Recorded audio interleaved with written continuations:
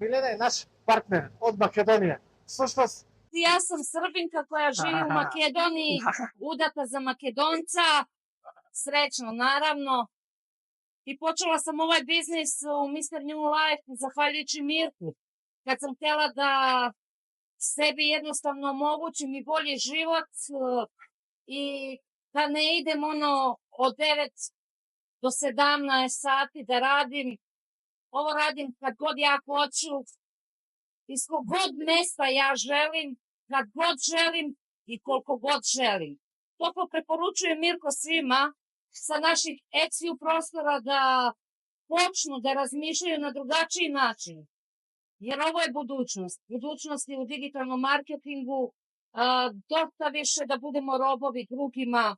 Dajte da zarađujemo američke pare, da im uzmemo novac, da radimo digitalni marketing.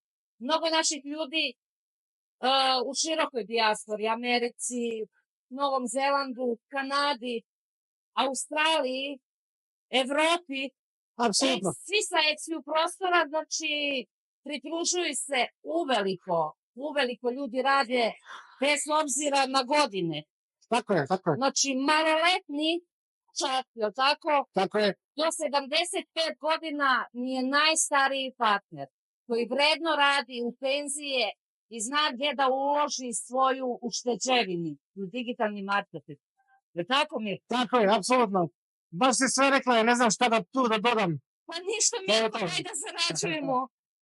Apsolutno, uživajte u ovoj pogledi, onda da se zajedno, da počnemo da radimo partnerski zajedno.